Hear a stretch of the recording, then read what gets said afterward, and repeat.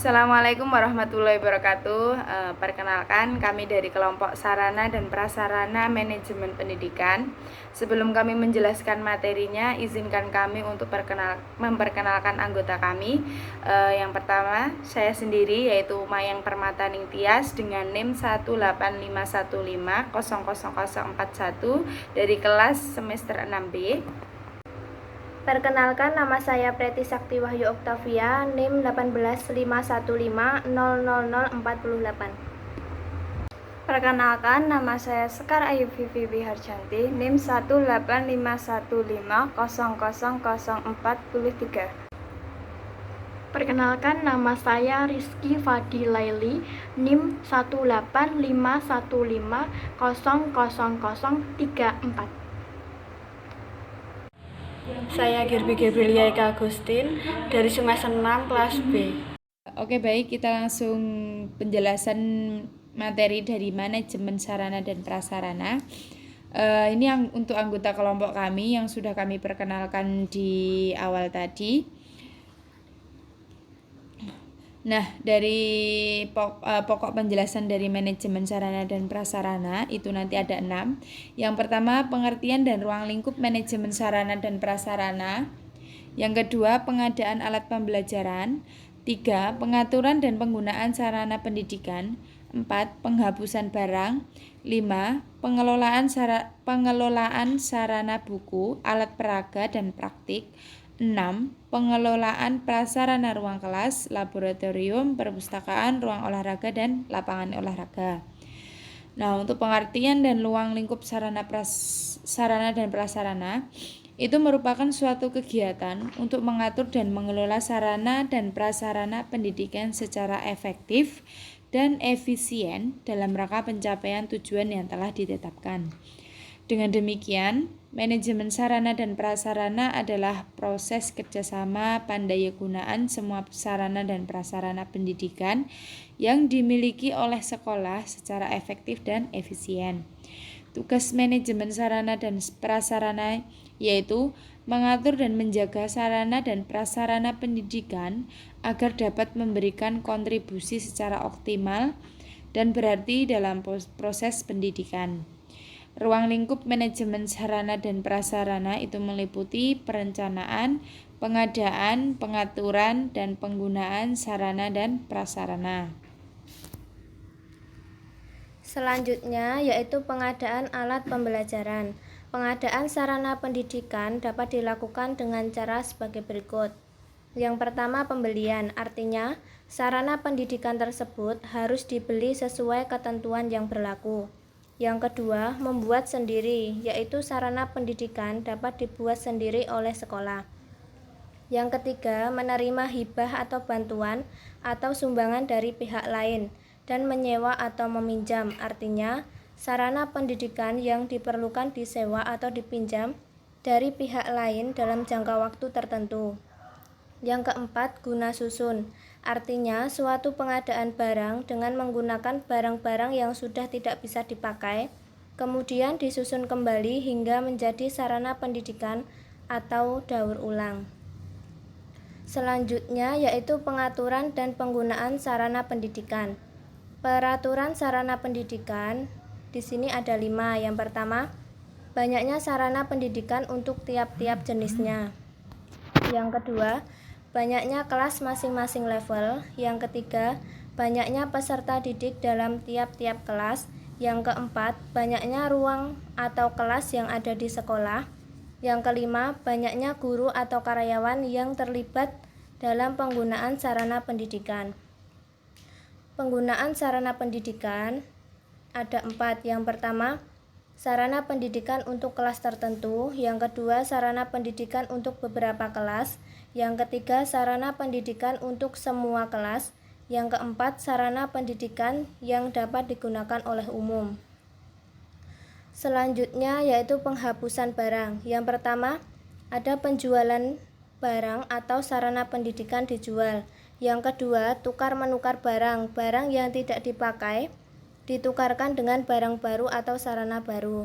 Yang ketiga, dihibahkan, barang atau sarana pendidikan yang tidak dipakai dihibahkan kepada lembaga lain yang membutuhkan. Yang keempat, dibakar. Barang yang tidak mungkin dijual atau dihibahkan bisa dibakar.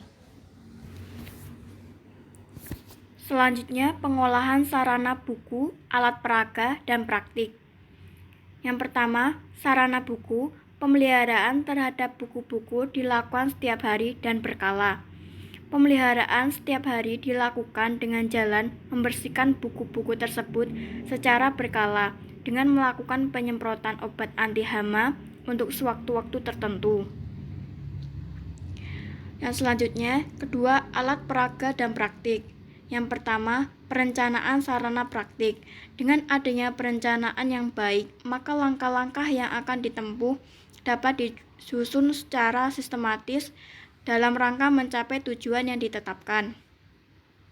Yang kedua, pengorganisasian sarana praktik.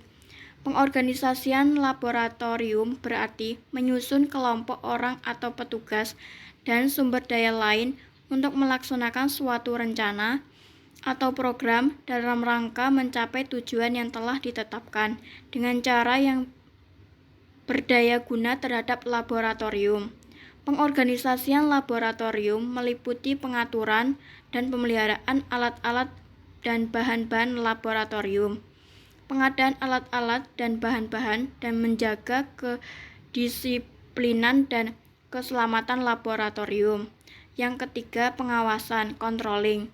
Proses pengawasan mencatat perkembangan ke arah tujuan dan memungkinkan pimpinan mendeteksi penyimpanan dari perencanaan tepat pada waktunya untuk mengambil tindakan korektif sebelum terlambat. Melalui pengawasan yang efektif, roda organisasi, implementasi, rencana, kebijakan, dan upaya pengendalian mutu dapat dilaksanakan dengan lebih baik. Pengelolaan prasarana ruang kelas, lab, perpustakaan, ruang olahraga, dan lapangan olahraga. Ruang kelas. Pertama, perencanaan. Perencanaan adalah membuat suatu target yang akan dicapai di masa depan. Maksudnya adalah proses memikirkan dan menetapkan secara terencana dalam mengaji seluruh aspek terkait dengan pengadaan ruang kelas baru dan pengelolaan ruang kelas yang sudah ada. Yang kedua, pengorganisasian.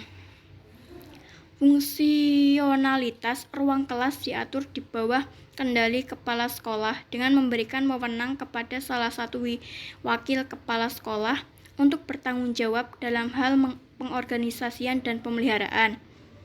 Yang ketiga, pengendalian dan pengawasan. Proses memastikan bahwa aktivitas sebenarnya sesuai dengan aktivitas yang direncanakan dalam pengelolaan ruang kelas.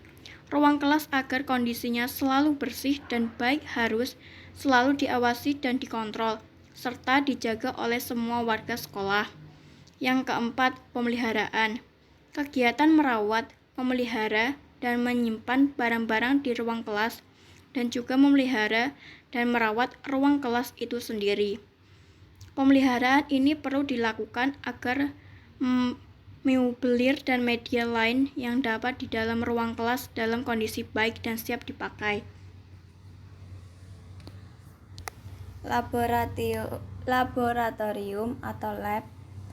Yang pertama, perencanaan. Merencanakan kebutuhan bahan, peralatan, dan suku cadang laboratorium. Yang kedua, merencanakan pendanaan, merencanakan pengelolaan laboratorium, merencanakan administrasi laboratorium, menyusun tata tertib, menyusun prosedur operasi standar atau POS, kerja di laboratorium. Yang kedua, pengorganisasian. Merumuskan rincian tugas, mengorganisir setting laboratorium, mengkoordinasikan kegiatan praktikum dengan guru, menyusun jadwal kegiatan laboratorium, mengorganisir pelaksanaan kegiatan laboratorium. Yang ketiga, pengawasan. Pengawasan terhadap kesehatan dan keselamatan siswa dalam melaksanakan praktikum di laboratorium. Pengawasan terhadap kondisi dan keamanan bahan serta alat laboratorium. pengawasan kondisi dan keamanan bangunan laboratorium. Yang keempat, pemeliharaan. Pemeliharaan terhadap laboratorium harus dilakukan secara terus-menerus dalam mengupayakan agar laboratorium dapat berfungsi dengan baik. Yang ketiga, perpustakaan. Pemeliharaan dilakukan dengan tindakan preventif. Tindakan ini mencegah sebelum bahan atau koleksi perpustakaan tersebut segala fasilitas dan perabot serta perlengkapannya mengalami kerusakan. Yang terakhir, ruang olahraga dan lapangan olahraga. Perencanaan sarana olahraga. 1. Perencanaan kebutuhan sarana olahraga sebagai penunjang dan pencapaian tujuan pendidikan secara khusus terkait dengan tujuan pembelajaran mata pelajaran olahraga.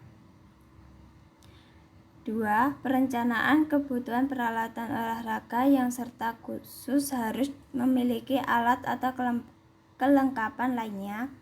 3. Perencanaan pendayagunaan sarana olahraga secara efektif dan efisien. 4. Perencanaan inventarisasi, perawatan, dan pembiayaan operasional sarana olahraga.